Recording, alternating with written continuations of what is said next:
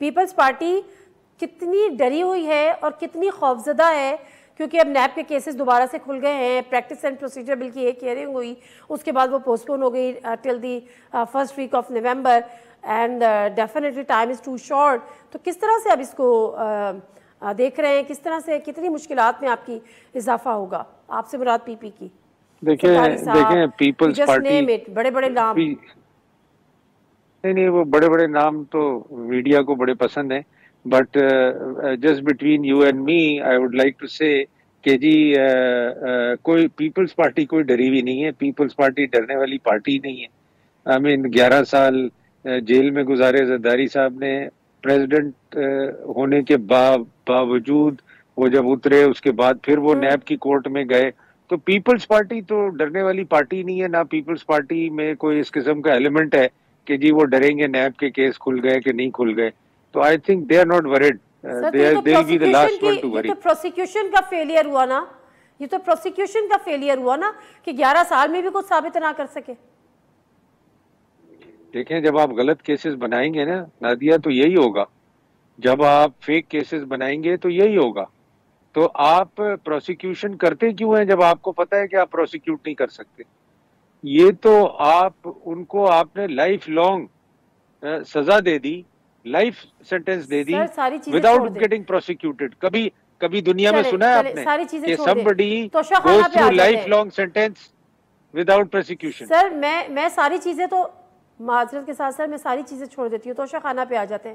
گاڑیاں لیں، گھڑیاں لیں، ہار لیے، پتہ نہیں کیا کیا لیے. اب توشہ خانہ سے تو یہ تو نہیں ہے نا، توشہ خانہ کی تو پوری پچھلے دنوں لسٹ جاری ہو گئی. وہی توشہ خانہ جس پہ پی ٹی آئی کے چیئرمین کو بھی اس پہ سزا ہوئی. تو یہ سزا تو پھر اب اس سے تو پیچھے نہیں ہٹ سکتے، یہ تو ریکارڈ کا حصہ ہے.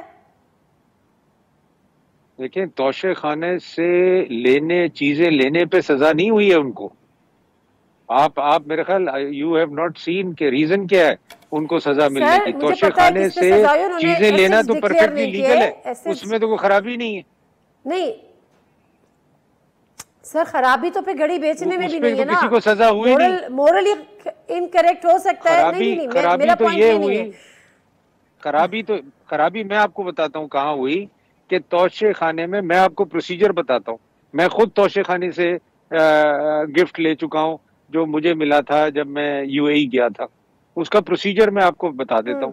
توشہ خانے سے گفٹ آپ کو نہیں ملتا، وہ ملتا ہے اسٹیٹ کو. جب آپ واپس آتے ہیں اس وزٹ سے تو توشہ خانہ آپ کو ایک لیٹر لکھتا ہے اور کہتا ہے کہ جی یہ آپ کو گفٹ ملا ہے. بالکل پتہ ہے، میں گاڑیوں کی بات کر رہی ہوں جس زمانے میں گاڑیاں لی گئیں اور نواز شریف صاحب کو دی گئیں.